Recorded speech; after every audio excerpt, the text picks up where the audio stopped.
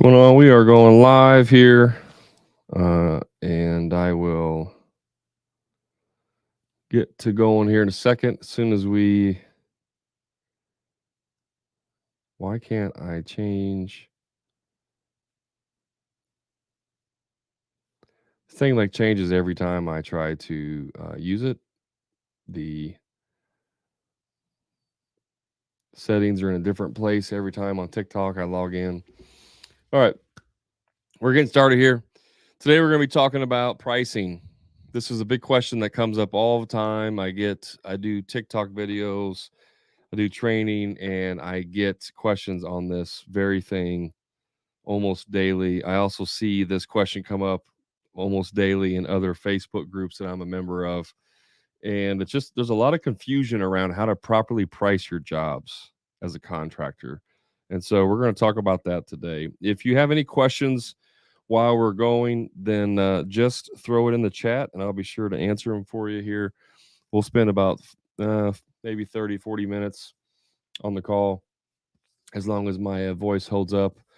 I sick again for the fourth time this year. So been sick pretty much since New Year's. It's been a great year. All right, guys. So pricing. How do we price jobs? Let's talk about some myths here for a second.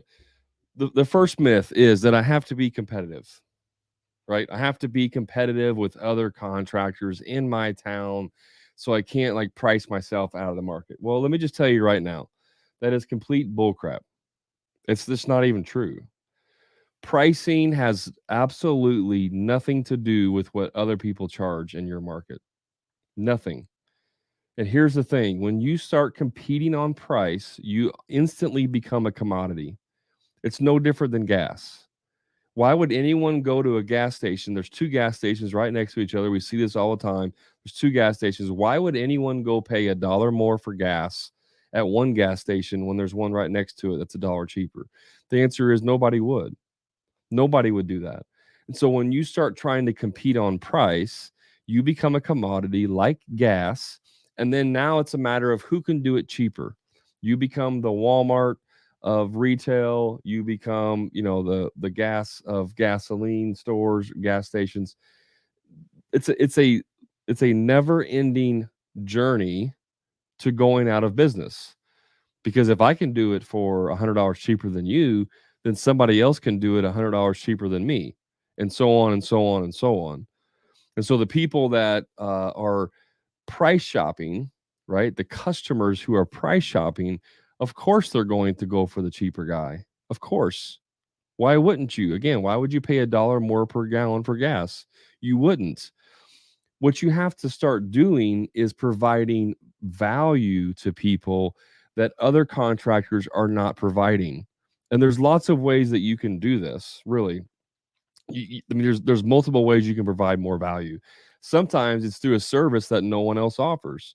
One of my clients is a tile installer, but they have a machine that does dustless demo. So you have an older house with tile in the kitchen, you want to replace it, and you want to go in there and demo all that out. Well, demoing out tile is very, very messy. It's very dirty, gets dust everywhere, right? It's a pain in the butt to do that process.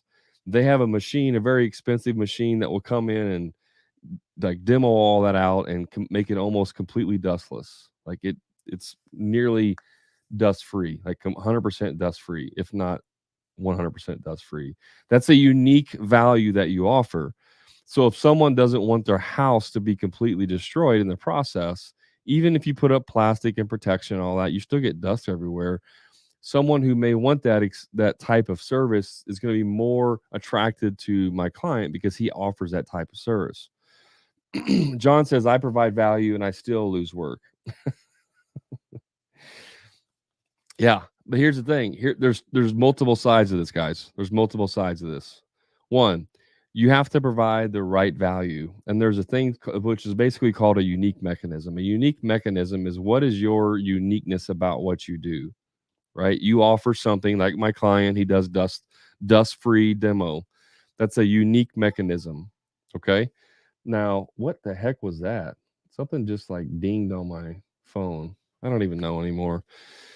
And so when you provide a unique mechanism, that by itself could stand out. Maybe you offer a specific type of service that no one else offers, right? Maybe you do, I don't know, maybe you do like the concrete curbs, right? Where they come in with the machine, they pour these concrete curbs for landscaping beds and stuff like that. That's a unique type of service, and not very many people can offer that. So if that's the case, you may only be competing maybe against one other company or maybe two in your area that offer that type of service, or maybe you're the only one. Again, that's a unique mechanism. It's a unique value offer that you have, right? That's one thing. The other thing is the quality of your leads. If you have crappy leads, meaning people that only care about price, no matter what you do, no matter what unique mechanism you use, no matter what value you offer, if your clients only care about price, you will lose to the cheapest competitor every single time. So, therefore, those people are not your customers. You can't say, I went out and I had 10 people tell me I'm too expensive, if all 10 of those people are cheap price shopping customers. That is not indicative of your being too expensive. It's indicative of the quality of your leads. So you have to understand that these two things intertwine. If you could only get high quality leads, meaning the best leads possible where they don't really care about price, and then you're pricing things and they say, well, Brad, you're just a little bit more expensive. Like they don't care about price, but you're just so obscenely expensive that it's like it just doesn't make sense for us to pay that much. Then we can have a conversation about you being too expensive, and only then. But the problem that I see most contractors run into is they have shitty leads and they want to use that as an excuse for, I'm losing leads to everybody else. I'm losing leads to all these other contractors. Therefore, I got to be competitive. Competitive is key, is a key word for I'm slowly going out of business. I want to go out of business. If you think you need to be competitive, then just make a plan so that in 2, 3, 5 years you'll be out of business, because that's what you're doing. Screw being competitive. Okay, you don't want to be competitive. That's the dumbest and fastest way to go out of business, is being competitive. Now, I understand people use that word in different ways, but when I talk about being competitive, that means being cheaper. This contractor's charging 20 grand, I can come in and do it for 18. Really, I need to be at 25 is what I should be charging, but I can do it for 18 to be competitive. That's how you go out of business. Straight up. If you want to be competitive, if that's your belief that I have to be competitive to be successful, then you will go out of business. And the more competitive you are, the faster you will go out of business. And if that is your belief, I'm not going to be able to help you because you have a broken belief system. It's completely broken. Let me ask you this. Why do companies in your town, think of a company right now, everybody's got them. Think of a company in your town right now that does what you do, who from the outside looking in, or maybe you have some intelligence about this, seems like their prices are really, really expensive, and they have nice vehicles. They're all decaled. Like you look at it and go, man, how can they afford that overhead? They have so much overhead. That's why they have to charge so much, is to cover their overhead costs.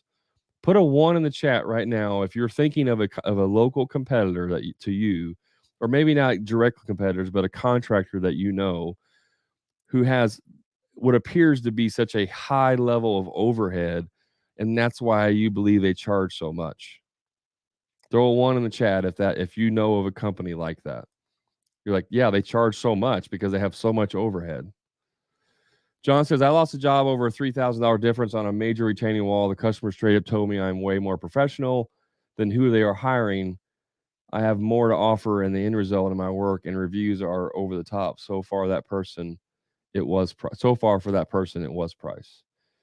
Okay, several people putting 1 in the chats saying they know a company. Here's the thing, guys. Those companies don't charge so much because they have so much overhead. They've gotten to the point of having that much overhead because they charge accordingly. Most of those companies that are very successful, they didn't get there because they had to keep raising their prices to keep paying for the stuff. They were able to pay for the stuff because they raised their prices. It's cause and effect. Most of us get it completely backwards. Oh, they have so much overhead, so they have to charge so much. No, they have so much net profit that it allows them to grow their business, right? That's that's what happens. Now, I'm not saying that you can't get out of control with your overhead. I'm not saying that doesn't happen because it can. I know a local contractor, he's a home builder who from the outside is like the number one home builder in the area and everybody wants him to build their house, but he's absolutely terrible at managing his finances. And he's like almost gone bankrupt multiple times. He'll go out and buy an $80,000 truck one week. A month later, he's selling that same truck for $50,000 because he can't afford it. He's taking a loss on it. So much so that he had to have an investor come in and bail him out. And now he is this investor as his partner, business partner, because he had to buy him out to get him out of financial trouble. And now he has to do everything his investors tells him. So he's no longer this super, contractor.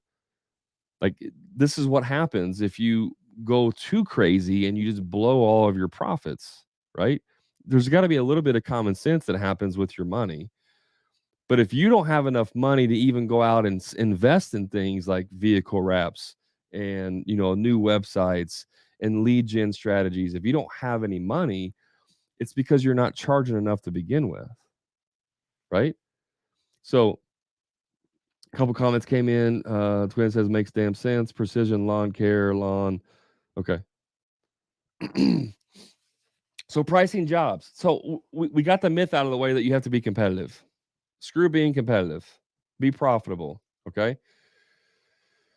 Being in HVAC, I find it difficult to margin as it's seasonal work. I find it difficult to margin as it's seasonal work.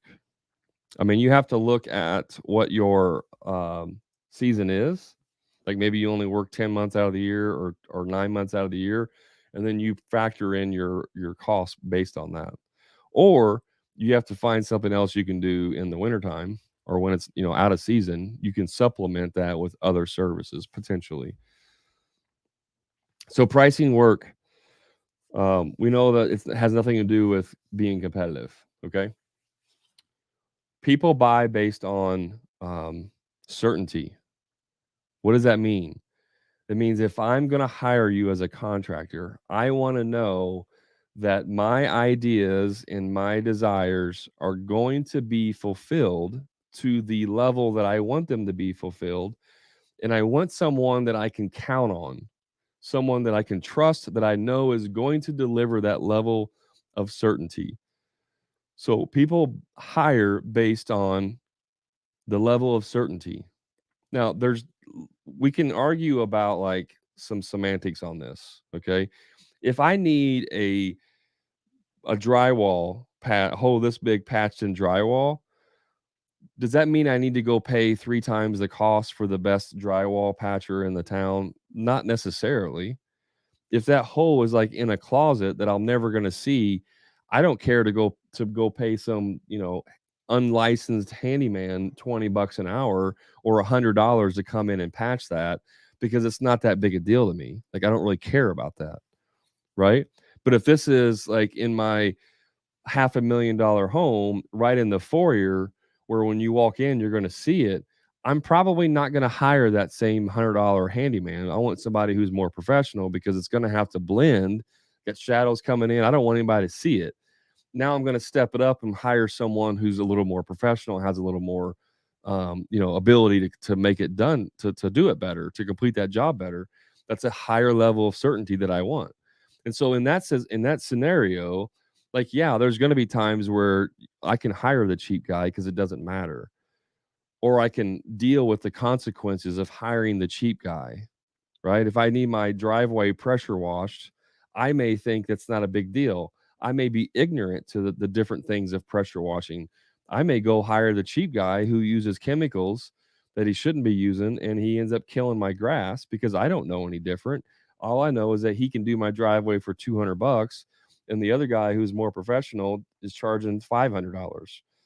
But I don't know any difference, right? That's ignorance. And so your job as a contractor is to educate your clients as to one, why you're so good, how you provide value, things that I haven't even considered.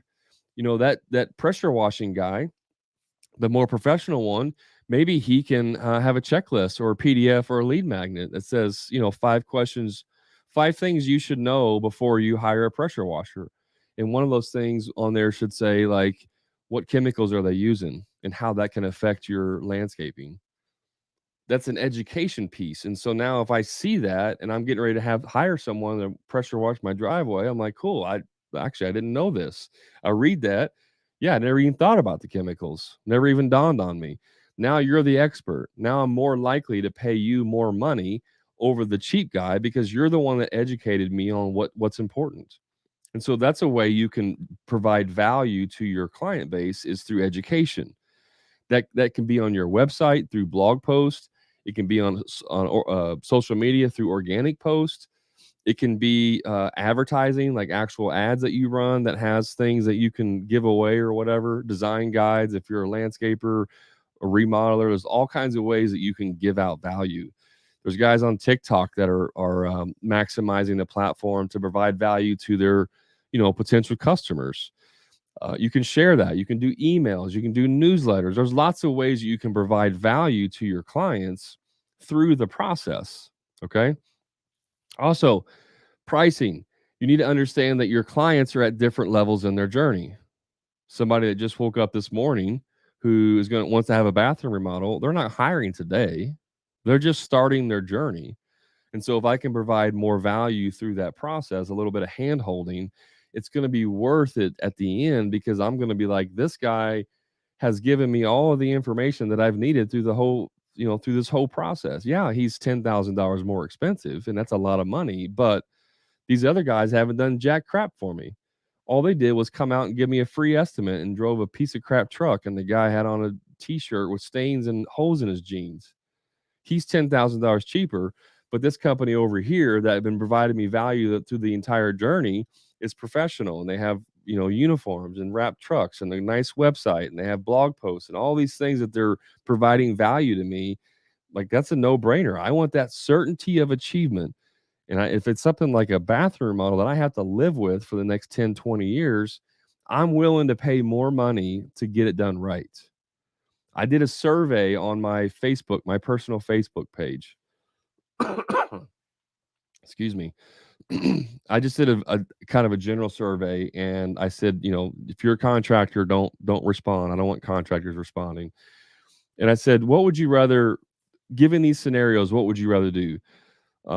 Number one was pay 10, I think it was 5 to 10% more. Maybe it was 10 to 15. I don't remember the exact percentages. Like 5 to 10% more money to get a higher certainty of achievement, or pay 5 to 10% less, but you don't know if you're going to, get good quality or not. It's kind of a gamble. Or hire based on your budget, meaning it's what your budget is, that's what you hire, not based on any other qualifier. It's just what, your budget's 20 grand. Whoever comes in under 20 grand, we're going to hire them. 95% of the people that responded, I had about 15 or 20 people responded to that post. 95% of them said, number one, they would pay 5 to 10% more to have a higher level of guarantee that they're going to get a good get a good job done. And that's the case for most people. Most people will pay more money to have a higher level of achievement, a certainty of achievement, almost like a guarantee of achievement, right? You buy things off Facebook Marketplace, you buy used stuff. It's like, are they going to show up? Who knows? You meet at Walmart at 8:00. Bring it. I'll meet you there. You go there. Are they showing up? Who knows? It's it's Facebook. People don't show up. They change the price, whatever. Like, there's a huge level of uncertainty using that platform and trying to buy stuff, right? You take that and scale it to what you do, and it's the same principle. It's just scaled up. People want a level of achievement, or I'm sorry, a level of certainty, right? And they want to know that you're the one that can do that. So if you deliver that information through your all of your marketing efforts, through your sales process, I can't even stress how important your sales process is. And by the way, guys, sales process is not, oh yeah, I'll come out and give you a free estimate. I can come out there Wednesday and do that. That's not a sales process, right? That's just giving out free estimates and hoping that you get the job, which again is a recipe for going out of business. So if you're doing that, quit doing that. Put together a real sales process. And when you do that, you can provide value through the sales process. So back to pricing. How do you price jobs? Well, the very first thing you have to do is know your labor burden. Like that's the first thing. How are you going to bid a job if you don't know how much your employees or yourself, if you're a one-man show, if you don't know how much it costs, how can you possibly bid a job? And if you're watching this and you're like brand new or you're completely ignorant to this, what you pay them, 15, 20, 30 bucks an hour, what you pay them per hour is not what they cost you. There are so many more things that go into that that will change that price. And some of the basics are just the FICA, right? Your unemployment, or I'm sorry, your employment taxes and all of the FICA and all that, the federal income, all that stuff that you have to pay taxes on. So if you have let's say a $20 an hour employee, just with FICA added on there, workers' comp and all that, that employee might cost you $28 an hour. You're paying him 20, it's costing you 28 an hour. That's what's costing you. But it goes way beyond that. If you're providing anything like uniforms, if you're providing cell phone, allotments, or you provide a company phone, if you provide any types of technology, if you have, any type of extra bonuses or education, when you have meetings in your business, if you meet, let's say you have a weekly meeting where you meet for an hour to go over things and maybe do some training or whatever, that's lost production time. So that hour is costing you money and you're not able to bill for it. So you factor that into your cost. And you look at unproductive times, driving. Excuse me. Most people don't even factor in that driving every single day, you lose money. So just because you're paying someone 8 hours a day, you're not billing 8 hours a day. You might only be billing 7 hours a day or 6 hours a day. I think the national average for the week is 32 billable hours. Give me 1 second. I'm going to cough. This cold sucks.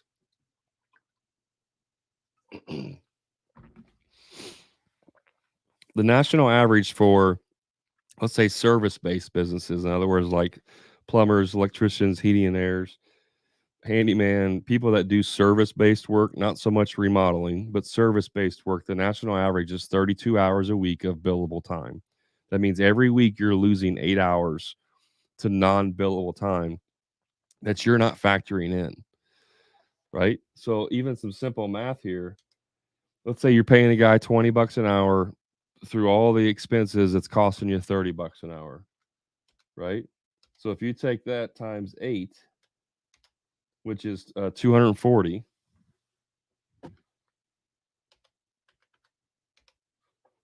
times 52 weeks, because if you're losing that every week, that's roughly $12,000 a year, 12,500, somewhere around there. I'm just doing rough numbers. That means that you're losing $12,000 a year to non-productive time.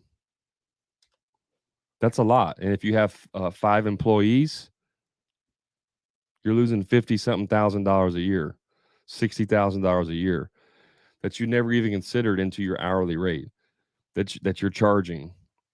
Now, there's multiple ways that you can charge or bid. You can bid jobs by the hour, you can bid jobs by the day, or whatever, like in terms of how you factor in your cost.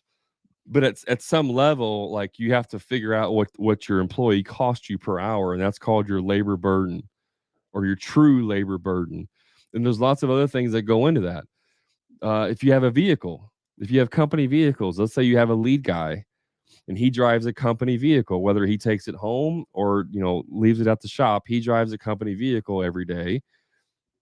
The cost of that vehicle, gas, insurance, maintenance, vehicle payments, all this costs associated with that truck or should be billed, in other words, assigned to your lead guy as an hourly rate.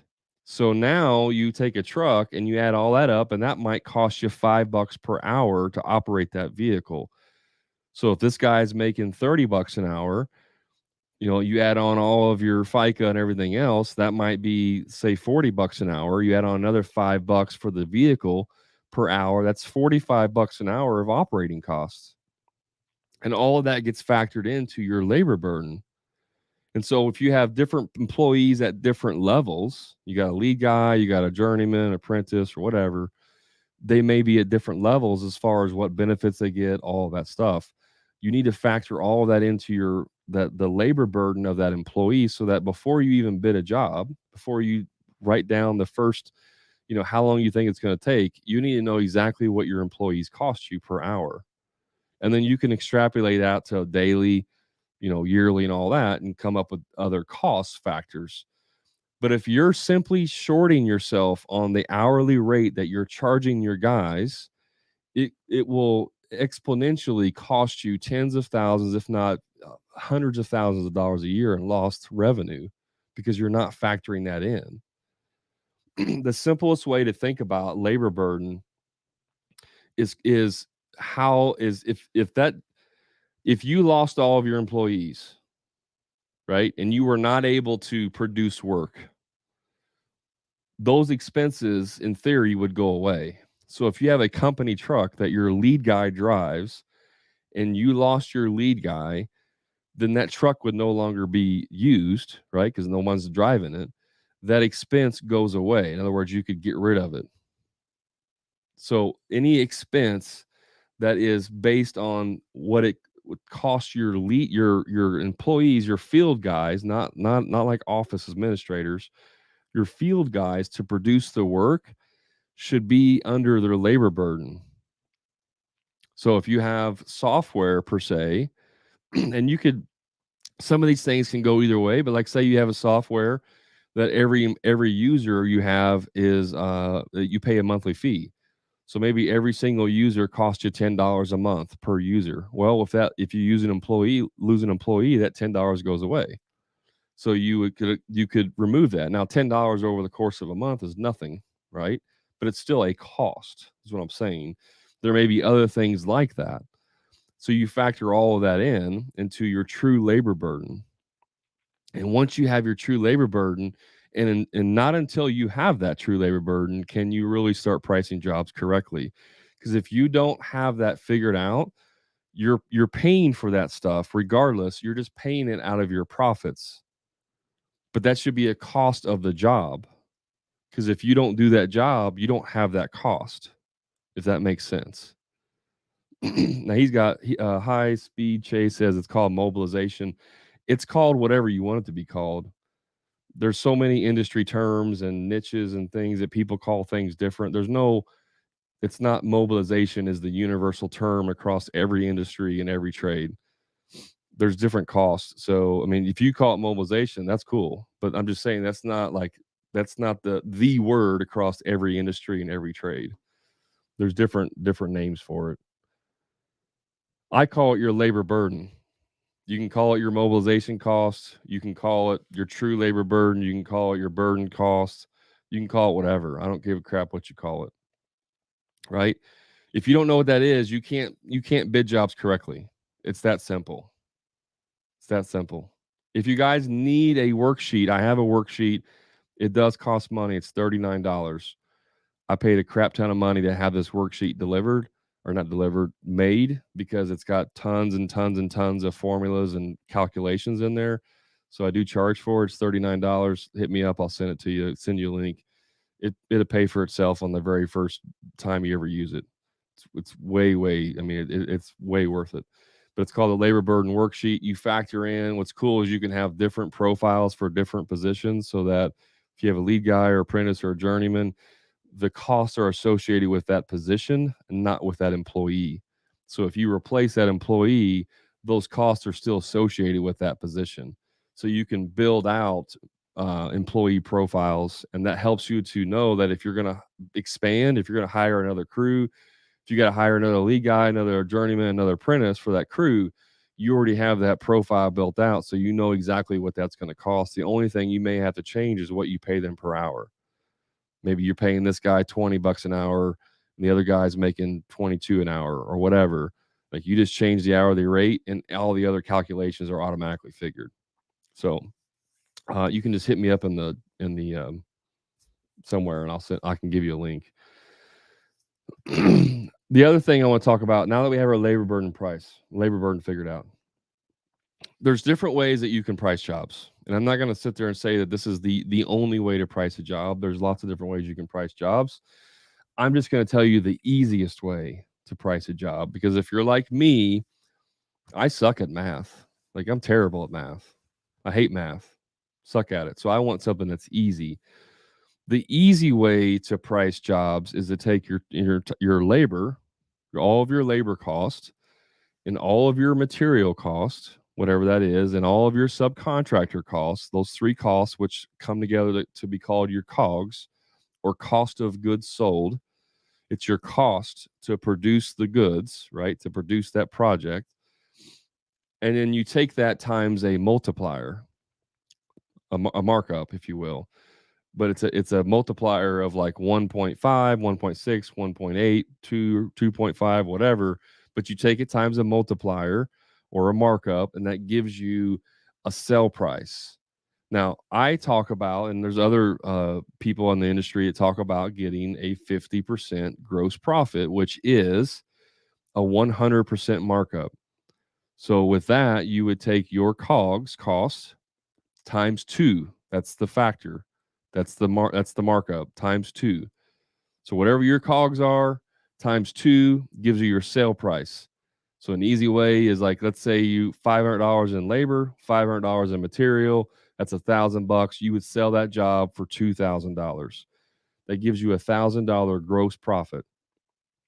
Okay, and then your overhead, which is what it costs you to keep your lights on. If you're the owner, your salary, office staff, all that stuff comes out of your overhead. I'm sorry, out of your gross profit, and whatever's left over is your net profit. Okay. There's a lot of confusion around gross and net, and then margins and markups and all that stuff. That's the easiest way to produce and estimate jobs. Take your total COGS times 2. It gives you your sale price. Now, I see guys all the time, daily, that do a markup of like 25%. Oh, I mark up my materials 25%. That's not even, I mean, that's like nothing. That's not even covering nowhere near enough of what needs to be, right? So your labor and your materials times 100, not times 100, with 100% markup, which is 2, factor of 2. Does that make sense so far? Is everything I said so far? Throw a 2 in the chat if that's making sense. Or I tell you what, throw a 3 in the chat if it doesn't make sense. If what I said does not make sense, put a 3 in the chat so that I can expand on this and get a little bit more clear on what it needs to be. Put a 3 in the chat if you're struggling with it. Looking at the chat while you guys are doing that, I'm gonna take another drink. 3. Okay, I got a Facebook user. It says 3. I can't see your name on Facebook. Just tell me what part doesn't make sense. Just put in your comment what's not making sense so that I can get a little more detailed on it. Because I want to make sure that this is making sense. Welcome, Germs95. Glad you're here. We're waiting on somebody to tell me what's not making sense so that we can help them out.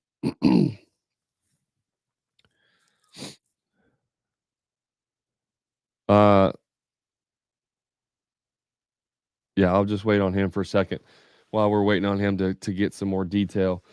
You can also You can also factor in, okay, I'll get into that here in a second. You can also do day rates. Just makes things a little bit easier, like in terms of bidding jobs. Because the hardest part of bidding a job or pricing is how long the job's going to take, right? If you have two employees, you and two employees are on the job. You're the lead guy. You have two carpenters or whatever, and you're working on the job. And let's say you're doing a bathroom remodel. If you're fairly new, you're not really going to know exactly how long things are going to take. There's definitely a learning process and a learning curve to that, okay? Because maybe you've never done it before. Maybe you just hired a new guy. You don't even know if he's any good. You're going to have different production rates with him, right? So there's going to be a little bit of a learning curve there. But what you should be doing on every single job is job costing those jobs so that you know that is the the post game tape review, if you will. Okay, you do a job. Let's say you're brand new. You're a one man show. Let's make it even simpler. You just started. You're going to start out as a handyman until you can get some money, and then you're going to grow and do remodels and blah blah blah. You just started. You're doing stuff, and somebody says, "Hey, can you come remodel my bathroom?" You're like, "Yeah, absolutely." You have the experience. Like you worked for a company. You've done all that. You know how to do it. You just never done it on your own. You're not really going to know per se what that's going to take, and so you may say, we're going to do a complete bathroom model by myself. It'll probably take me about 3 weeks based on my experience working for other companies and what we did and blah, blah, blah. So you throw in there 3 weeks or 60 hours or whatever you want to do. I don't care. And you start doing that. And then after that job is over, you go and job cost it. You do the post game review. You look at it and say, okay, I said it was going to take 60 hours for me to do this job. How long did it actually take me? And you look at your information because you should be tracking this, and it took you 75 hours. You bid it for 60, took you 75. This is where your brain should be going, okay, what happened? Like what happened? How did I get an extra 15 hours? And if you're taking good day notes or a daily journal, work journal, which you should be doing as well, especially when you're brand new, you should be documenting every freaking thing under the sun when you're brand new. At the end of each day, you should have a 1-page journal filled out of everything you did that day, how long everything took, what went right, what went wrong. You should be documenting all that stuff because it's going to provide so much gold over the next several months and years that I can't even stress how much this is going to help you. Right. But you go and you job cost it and say, where did all my money go? Where did all my time go? I thought I was going to make $3,000 profit. I only made $500. What happened? Oh, well, I bid it for $2,000 material and it actually cost me $2,800 in material because I forgot forgot this material that I needed to include because I'm a rookie and I forgot I needed this and this and this. Okay, crap happens. That's how we learn. We look at our job costing. I'm going to pretend this is a job costing. I'm looking at it. Yeah, I shorted $800. So the next time I do this job, I now have a documentation of what I did on this job. And the next time I have a job that's very similar to this, I can pull this out and say, oh yeah, it took me 75 hours instead of 60. Nothing went wrong. And actually everything went perfect. It just took me longer than I thought. But I did underbid my materials. And so I need to make sure I add an extra $800 on the next one. And that's how you, like, every time you do a job, you get better and better and better and better. And it doesn't take long. Like, you don't have to lose your butt for, on 10 jobs before you get it right. I mean, sometimes you can just lose your butt on one job, and then from there you got it. But if you don't document that and you don't actually review it, you're never going to know. You're just going to be pissing in the wind. You're going to sell the next job at 60 hours and $2,000 labor or whatever it is. And you have the exact same result. The next job was 75 hours and $2,800, and you sell it again because you're like, oh, I made okay money. And then it just keeps repeating. So you have to actually job cost it. Tell me, why do Navy SEALs and special operations teams, they debrief every single mission they do? They go out, they do a mission, they come back. The very first thing they do is they debrief immediately after the mission when all of that intel is still fresh in their mind. They don't wait 3 weeks later. They don't wait till the end of the month when they quote have time to do it because we're so busy. No, they do it immediately. If you're doing a big project that's going to take you 8 weeks, you should be doing job costing during the process, maybe every 2 weeks or maybe every week or whatever, so that you can see where you're at on track. Because if you need to make adjustments mid project, you can make those adjustments. But if you wait until the very, very end or wait a month or two after you've done the project, you're not going to remember everything that went wrong unless you took really good notes, right? But every professional team after the game, what do? They come in, they watch tape, they break it down, play by play. What happened here? What'd you do this here? This happened. We ran this play on the blind side, we didn't block, and the quarterback got sacked. We went on this mission. What happened? Our comms went down. We only had one radio. The comms went down. We had no way to communicate. Okay, next time we go on a mission, we need to take a backup radio or have a way for backup comms. Like this is how you build a business that is going to stand the task of the time. I don't know, whatever that saying is. I don't even know. The highest caliber professionals in the world job cost. But for some reason, you, the lonely contractor, think you're going to run a business without job costing. That's what blows my mind. You guys have to track it. On Facebook, I'll comment and give you a link. I can comment on it and give you a link. Back to this question about marking up materials and labors. So how do you mark up materials and labors? Once you know your true labor, like what it costs you, whether it's an hourly rate, a daily rate, whatever. If you figure out this job, if you you think maybe you're a one-man show, you think it's going to take you 10 hours or 40 hours, whatever, 40 hours to do this job, whatever your labor rate is. I'll tell you this, it's a little bit different if you're a one-man show and depending on how you do your work, because if you're doing stuff hourly, you need to have your all of your overhead factored in and your profit factored into your hourly rate. If you're only doing hourly work, it's a totally different formula. Like if you're a handyman and you just bid by the hour, you just charge X amount per hour and that's it. All of your expenses, all of your overhead, all of your profit have to be factored into your hourly rate. You have to do it that way. But if you're running a job where you have employees or whatever, and you're bidding jobs, then you separate those. Your overhead is not factored into your labor burden. Okay. But once you know what your hourly rate is for charging your guys, you figure out how long you think it's going to take, whether you do it. Some people can do it like they have a minimum of 2 hours. Like they can break it down into small jobs where they can just go do 2-hour jobs. Other people are like, for us to freaking send a crew out there, like it's 3 days. Like we can't do anything. It takes us 3 days. And so that's like their minimum. Like whatever they do, they have a minimum cost associated with that.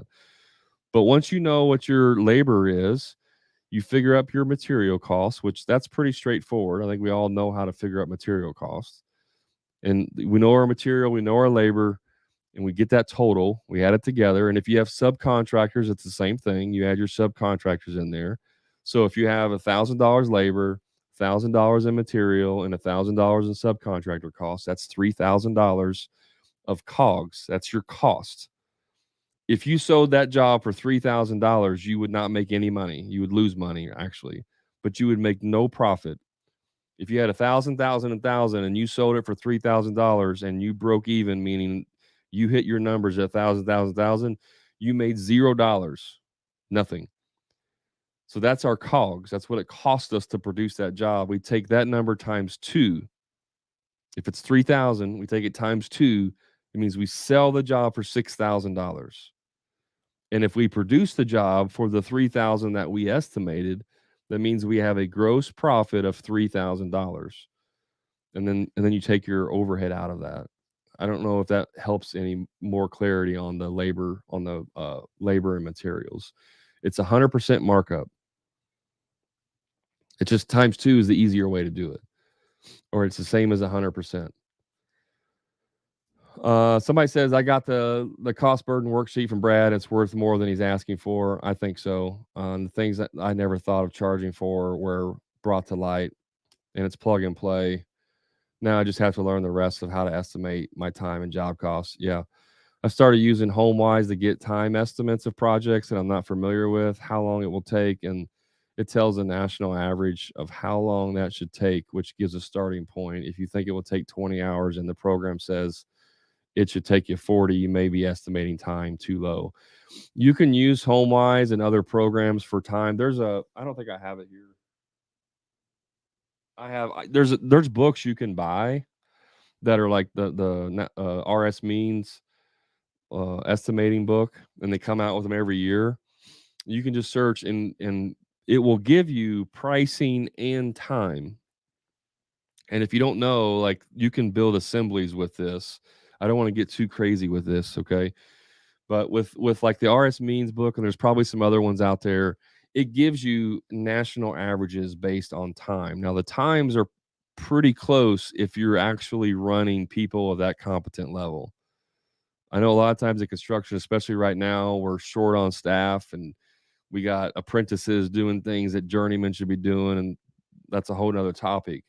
But if you use like those books and national averages, it will tell you like install a door, with two carpenters or one carpenter. Like it breaks it all down. One carpenter installing an exterior door in remodel slash new construction or whatever, it should take 3 hours or whatever it is. Like it spits out all that information. It does even give you pricing, but I would take that pricing and throw it away.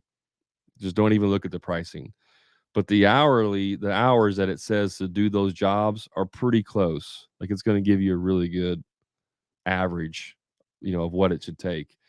So you can take stuff like that and use that as your hourly just to get a good basis, right? But I mean, if you have 3 guys on staff who've been with you for several years and they work together, that team is going to be way more efficient than if you have 3 guys and they haven't worked together for more than a couple months. Because it does take time to build that synergy on your team, and they work together and they can start reading each other's minds and creating these good workflows and systems. A team that's worked together for 3 years versus the team that's never worked together, that team that's worked together is going to run circles around that other team. And that's going to affect your production rates. So like you have to kind of factor that in as well.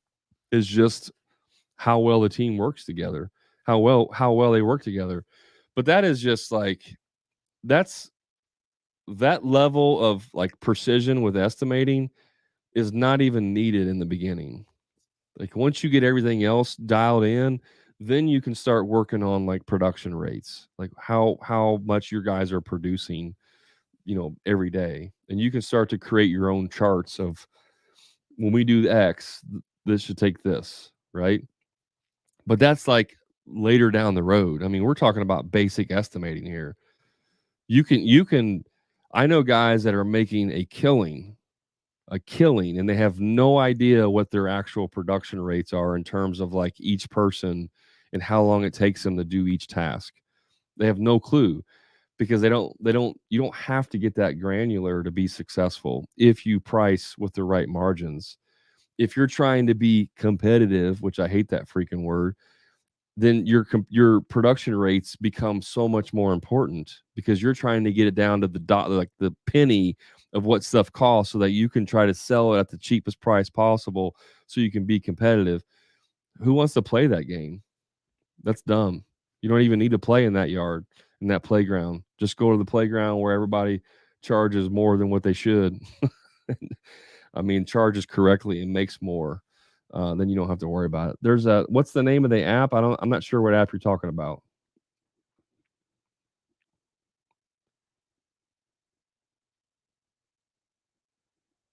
Questions that came in here. Um, Ever use any estimating software? I'm a public adjuster and this works great. I mean, there's lots of them out there. I like Progil. Progil is my favorite estimating software. It's not really an estimating software. It's a project management software, but you can do estimates in there. Stack is also another really good one if you do blueprints. I just interviewed Aaron from Stack. It dropped, the podcast dropped today actually, and their program, it's not cheap, but if you're a home builder or you're a remodeler, do commercial, and you bid stuff based off of plans, their takeoff software, their pre-construction takeoff software is phenomenal. Highly recommend looking at Stack. But for smaller guys, if you don't even operate off of blueprints, then I use Progil. That's the one I use. But there's lots of them out there. There's lots of them out there. Yeah. Geo Wild, you said, will customers pay that markup? Yes, they will, because I don't tell them what the markup is.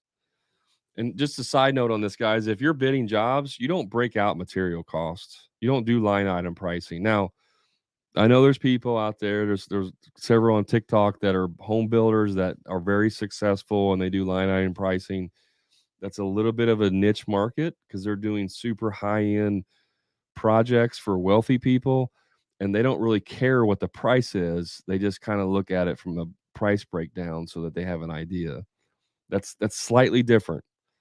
But for most people, if you're a general contractor, a remodeling contractor, landscaper, and you're doing project-based estimates, you don't break out the material pricing. Like, you don't line item price it. You do a very detailed scope of work. We're going to do this, and this. Total price is 27,000. That's how you should bid jobs. If someone is demanding to see line item pricing, like John said, what if the customer requests it? The first thing I'm going to ask them, if someone says, "Can you break out this price?" I'm going to say, "That's a great question," or "That's an interesting question. What makes you ask?" Or, "What are you hoping to see if I break down the price?" What are you hoping to see? Because the first thing I want to know is, what actually are they hoping to see? See, when someone says they want to see a price breakdown, we instantly think they want pricing so that they can compare it to someone else and see if we're bidding across, you know, evenly across. And that is not always the case. Sometimes they want to hire you, but your price came in at $37,000 and they only have $30,000 that they can spend. And they want to see a price breakdown so that they can see where they can eliminate $7,000 so they can do the project and still hire you. But if I ask that question, like, what are you hoping to see? Or, what makes you ask? Then they're going to say, well, they may say, well, it's a little more than our budget will allow, and we just want to see where we could potentially reduce some price, some cost. Oh, absolutely. And then I can go into this whole other line of questioning. Well, I'd be more than happy to help you, get this project within your budget. What's the three things that you have to have, and what are two things that you could potentially live without? Right after I ask, like, where, okay, so we're at 37, like, where are you wanting to be at comfortably? Well, we really want to be around 30. Okay, so we need to figure out where we can save $7,000 in this budget. Yeah, okay, let's figure it out. I don't have to show them line item pricing to do that. I can hold their hand through that process. So what's the three most important must-haves? Well, we have to have this, this, and this. Okay. Yeah, I totally understand that. Is there anything that's, would be nice to have, but we don't absolutely have to have? What about this? Yeah, I mean, that would be nice, but it's definitely not, something we have to have. Okay, well, that right there, that's $3,000. So we can eliminate $3,000 of cost right there. Okay, what about this? And so I just work with them, and we come to a conclusion that works. I still don't ever have to give them their price. And a lot of times, if that's the case, where they're just trying to get an estimate or trying to figure out where they can save money, they don't even bring up the pricing again. Once you go down this process of trying to figure out how to work in their budget, it never even comes up. Well, can you still send us the pricing? Can you still send us the breakdown? They don't ever bring it up again. Now, there are going to be people that want a breakdown solely for the purpose of comparing your prices. And if that's the case, then give it to them. But I would tell you, if it's a very big job, I'm going to charge a fee for that, especially if the way I bid is like, I don't necessarily bid per line item. Maybe I bid by assemblies. then if I have to go in there and like break it down even further, it's going to take me more time and longer to do that. I'm going to charge them for that. And so I may throw out a charge, you know, or maybe I say, "What are you hoping to see?" And they go, "Well, we really just want to see what the cost is on the patio pavers. We're just curious if there's any wiggle room or we can say we didn't know if we wanted to do natural stone or if we can do fake stone or blah blah blah. We're just wanting to look on that. Okay, yeah, I can definitely give you some breakdowns on the patio pavers. And so if I ask that question, maybe I only have to do 5% of the estimate. I only have to break out 5%. But if it comes down to like, I want to see the whole estimate and what it costs, you can make a decision here. You can either say, I'm sorry, we don't do that. We offer turnkey service, or you can just give it to them. But I tell you that if you're more expensive in charging what you should be charging and you give them the price breakdown, you're going to have a higher percentage of losing that job because people will freak out when they start to see what kind of profit margins you're making. And it's because they don't understand. They just don't understand what things cost and how you make money. Not always, but some, you're going to have a higher probability of losing that job by giving them the breakdown. I had one customer that was a corporate accountant for Shoe Carnival. He's a corporate accountant. You think somebody's a C personality that wants to know numbers? This guy wanted to know freaking numbers. And he's like, "Can I get a breakdown of all the pricing?" I said, "No, I don't do that. But I will give you a breakdown of all the allotments because we were doing a bathroom remodel for him. So I have an allotment sheet that's like, floor tile, so much per square foot, like say $5 a square foot. Shower wall tile, $5 a square foot. Mosaics, $20 a square foot, whatever. Like I have an allotment sheet, which does break out the specific things that they have to pick out: lighting, plumbing fixtures, tile, finishing materials, tub, shower, blah, blah, blah, blah. Like all these things that they have to pick out because when I bid jobs, I bid them on an allotment because I don't know what they're going to pick out. I don't go through the whole design thing. We don't do a design process with an interior designer and all that stuff. So I just give them allotments. Hey, here, if you want to do this project at $30,000, you get $1,000 for a tub, whatever. You get $300 per faucet, blah, blah, blah. I give them allotments. And so I would give them this worksheet, which by the way, I have for free if you want. It's for bathrooms. It's specifically for bathrooms. If you're a bathroom remodeler, hit me up. I'll send it to you. Um, but it's an allotment sheet that spits out all this stuff. And I give that to them. I give that to him so he can see. I don't give him all the other stuff. I don't give him the breakdown of how much drywall and paint and all that crap. And we did the job and they loved it and they were happy. And this is probably one of the most, the anal people that want to know numbers more than anybody. But I didn't give him the numbers because I found out what he was wanting to figure out and I did it that way. So it's really about understanding what they want. Do you place a tax percentage included into a total cost to get your profit? A tax percentage. I don't put any tax information into the cost.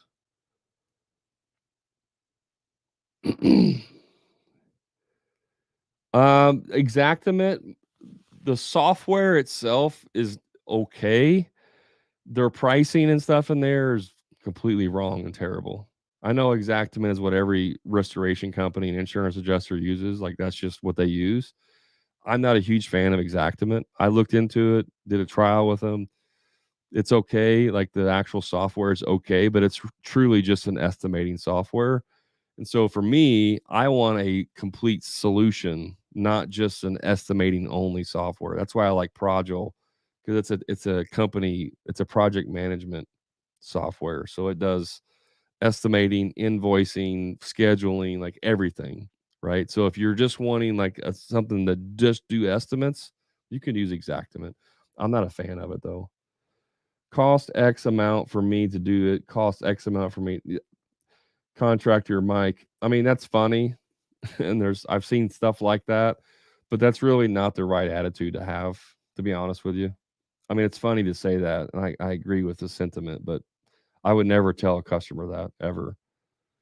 Thanks, Ball Boy Joins. Appreciate it. Got a couple more questions. I do that every quote. Allowances. Yep. The good thing about doing allowances, guys, is that and it can backfire a little bit if they go way over their budget. But if they're like, hey, this is our budget, and you come in, we want middle of the road, like middle grade stuff, and you have your pricing. And let's say you give them an allotment of $1,500 for a tub that they're going to pick out, right? You mark up you do a 100% markup, so you're really charging them $3,000 for the tub. But if they go and they call you and say, "Oh, good news, we found a tub that we like and it's $4,000." Well, all of a sudden that's going to add, if it's 4 times 2 is 8, that's going to add $5,000 to the estimate. So like you have to deal with that situation. That doesn't happen very often. Usually like they go over by like $100 or something like that if they find something. But that's kind of the downside of doing allotments, is that you have to like make your profit on the backside of that if you want. What I would do is if I gave them $1,500 allotment for a tub, I had my $1,500 markup on that. And if they came in and bought a tub that was say $1,700, I just didn't mark up the additional $200. Like it was just a little bit less money that I made. That's just how I did it. I'm not saying that that's the best way. It was just easy for me because it usually didn't happen. Like 5% of the time they would go over the budget, to where it was going to be a major cost loss to me. But if they go in, I say, hey, it's $1,500 for the allotment, and they find a tub for 1,000, I still had $1,500 on top of that. So they save $500 off the cost of the job by going at the lower level tub, but I still had the $1,500 marked up. So I'm still making the extra money. I wouldn't reduce it unless it just came down to, again, we're super tight on money. We need to try and save some money. That gives me the opportunity, if I want to come off that $500, that extra $500 to help them out, I'm still getting 100% markup, right? I'm not necessarily losing money. I have more money wiggle room to play with if that happens.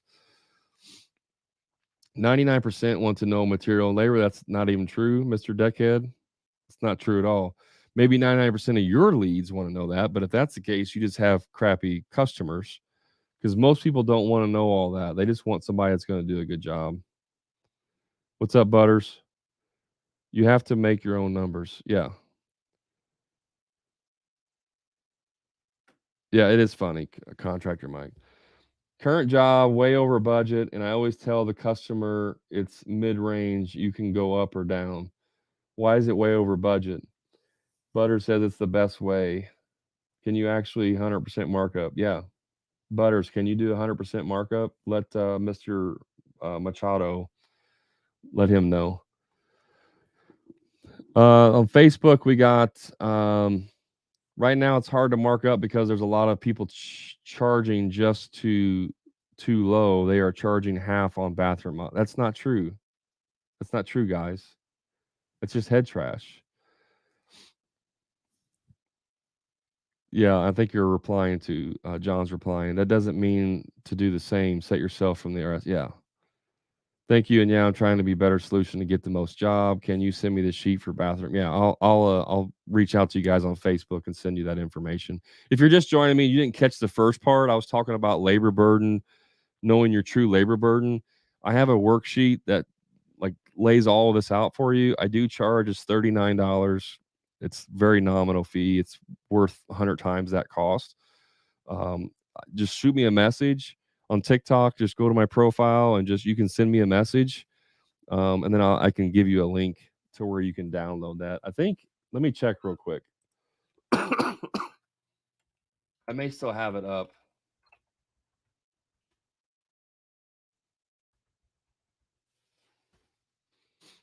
I think I have it. I still have a link up on my website.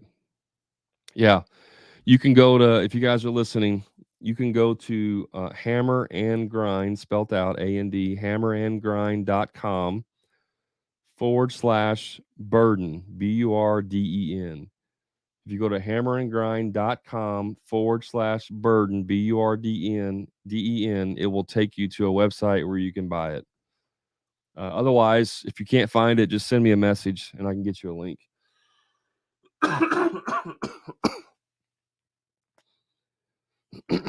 Iron model, she went high end on selections. It's on the customer. I'm not worried either way. Yeah, one caveat to that I would just say is that if your customer, here's what I did. My sales reps at the material suppliers, my tile shop, lumber yard, well, not really the lumber yard, um, the electrical, plumbing, like all those places where they go pick out their materials. I had sales reps there. My sales reps know not to come in and like show them the most expensive freaking thing in the showroom so that they can make a commission on it. They know not to do that. And if they're professional, they won't do that. Now, does it happen where you give them $5 square foot allowance and they walk in there and they fall in love with this tile and it's $10 a square foot? Absolutely, it does. But I give my pricing sheet to my sales reps. I say, hey, Mr. and Mrs. Jones is coming in to meet with you. Here is the allotment that I gave them. And I that sheet that I have, it's all has everything on there. I just send them that sheet and they can see tile, whatever. And so they know to only show them $5 a square foot tile. They know that's their budget. They also know that there's wiggle room there, but they know that's their budget. They also know that that is retail pricing. That is not wholesale pricing. So for me, wholesale pricing is just extra money. If I say it's $5 a square foot, that's what it's going to cost after taxes for retail pricing. So they have to factor that in. That may be what you were talking about on TikTok. I don't know if that's what your question was, but on things that have taxes, like if it's $1,000 for a tub, they have to find something that's $1,000 after taxes and retail. And most of those companies will they have retail pricing, they have wholesale pricing. They know to show the customer retail pricing. They don't show them the wholesale pricing. Now, it's up to me if I want to give them the wholesale pricing price, and sometimes I do.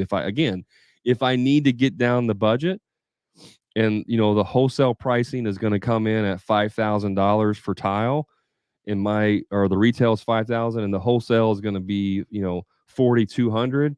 If I want to give them that $800 savings to try and lower the price so that we can work in their budget, I have that room to do that.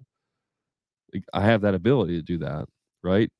But I'm not going to give them my best price on everything right off the bat and then I have no wiggle room whatsoever.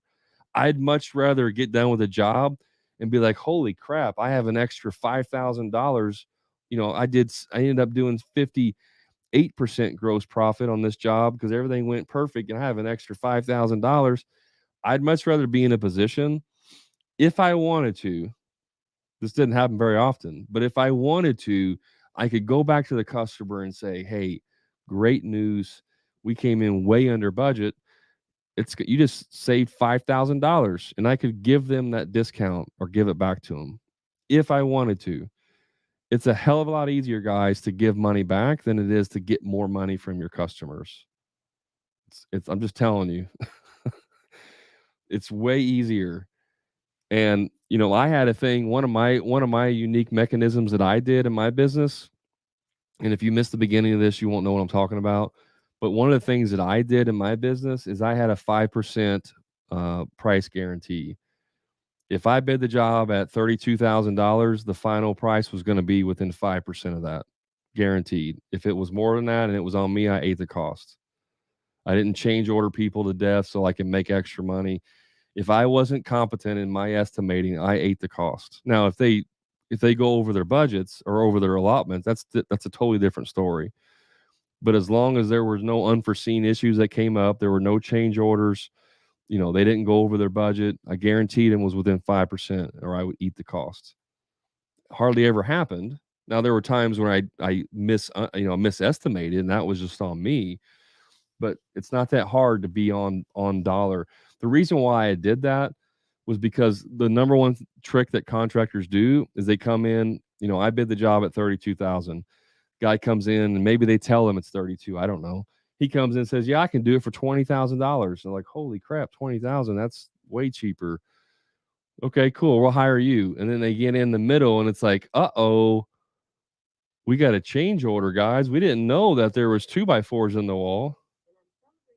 Stop talking, Google. Wasn't talking to you, Google. We didn't know there were going to be 2x4s in the wall. That's going to be an extra $5,000 to fix that. And then before you know it, that $20,000 job they sold cost $36,000. And they, the customer ended up paying $4,000 more to hire them than they did to hire me.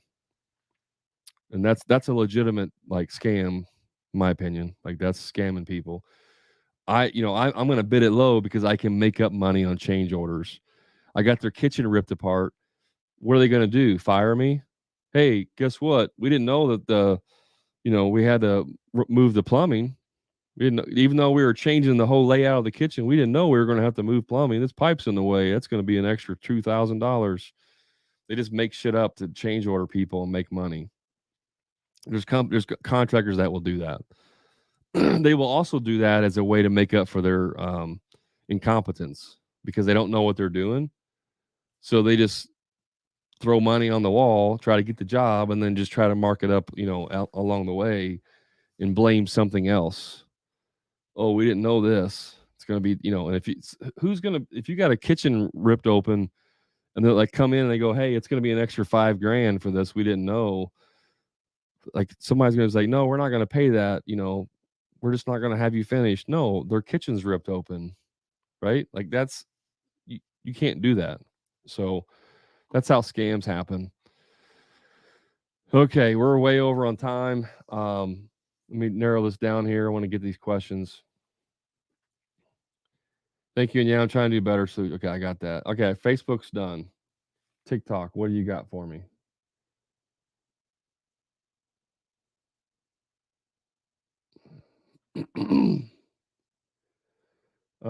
Check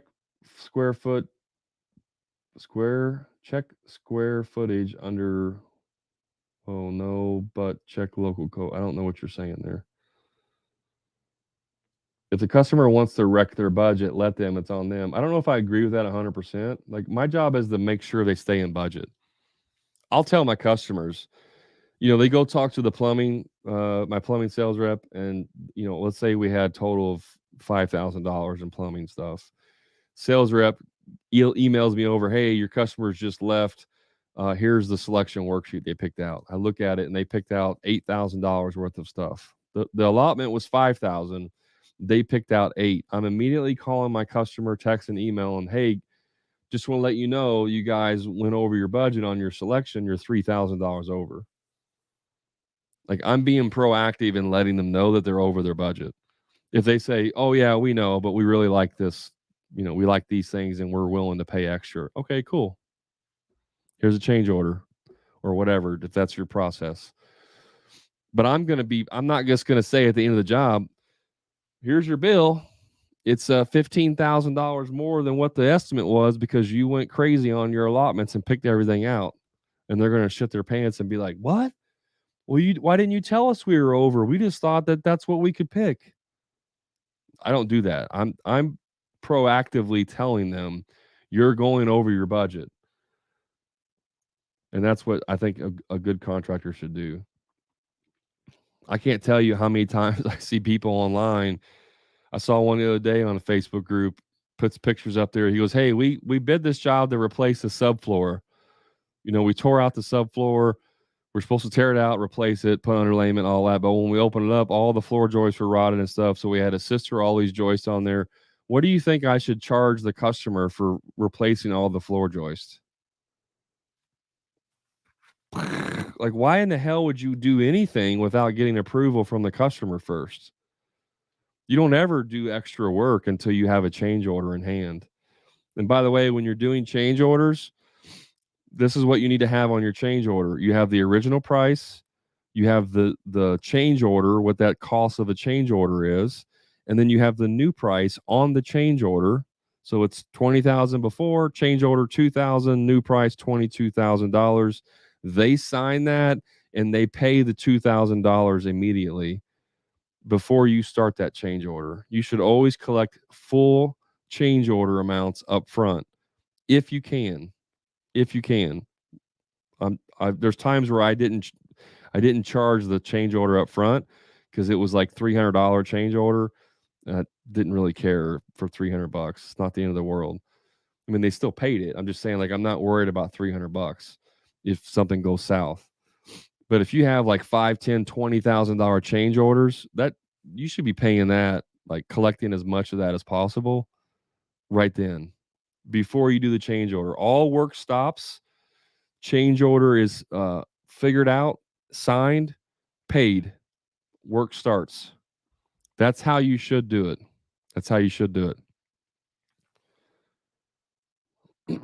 Yeah, within reason, 100%. Whatever you're comfortable with, right? Some people might be like, $5,000. I don't give a crap about that. That's cool. Some of those might be like $50, man. That's a lot of money. I need that $50 right now. It's just whatever your reality is, but you should still be collecting that. Yeah, I remember. That's cool. Just always give them options.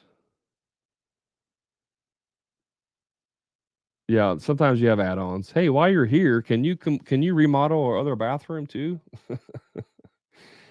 Yeah, that's it's a little bit of a change order.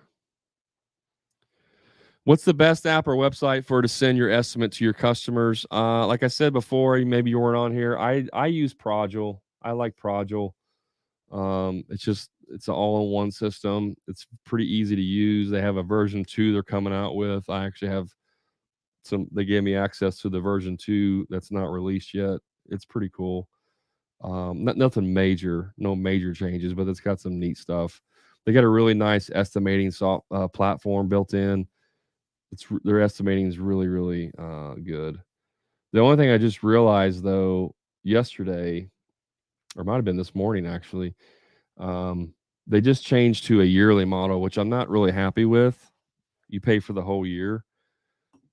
Not totally in love with that idea, but the software itself is solid. It's pretty solid. So, all right, guys, we're way over. Remember, if you're watching this, if you want my labor burden worksheet, you can go to Hammer and Grind podcast or hammerandgrind.com/burden, BURDEN. You can get it there. You can shoot me a message. I'll send you the link. It's $39. It's worth hundreds, but it's definitely something you should figure out your labor burden cost. And then on Facebook, I'll respond to you guys directly and give you the information you're asking about. So, guys, I appreciate you hanging out with me on TikTok. Do me a favor before you leave, double tap the screen. It just gives me some likes and it helps with the old algorithm for TikTok in the future. If you got any value whatsoever, give me a double tap. Guys on Facebook, if you got any value, just give me a like, and I appreciate it. Thanks for hanging out with me this time. I'll be back next Monday for another live. I may do some spontaneous lives in between that on TikTok. But if you need any help with your business, guys, reach out to me. I have a couple different programs I can help you with. I am releasing. It's not 100% finished yet. I just produced a. It's a 14-page document, a guide, if you will. That's the Profit Sales System pre-qualification training guide. Now, this is for sales. This guide will teach you what you need to know to pre-qualify people over the phone. And this is what I teach inside my coaching program. So you're getting information. Obviously, it does not contain every single thing that is required, but this will give you a huge head start on pre-qualifying people over the phone. So you're not doing free estimates anymore, and you're not wasting a bunch of time dealing with people that aren't the right customers. And I will. This will be out really, really soon. If you guys want copy to this, just send me a message as well, and I'll put you on my list to notify you once. I mean, I'm like in the next 2 or 3 days, I'll have it done. I'm just doing some final little touches on this, but this is going to be a game changer for a lot of people. We talk about the 4-step sales process. We talk about the selling framework, how to think about sales. I have the 7 principles of selling in here. I have the 9 calibrated questions that we ask all of our customers or clients on the phone to pre-qualify them.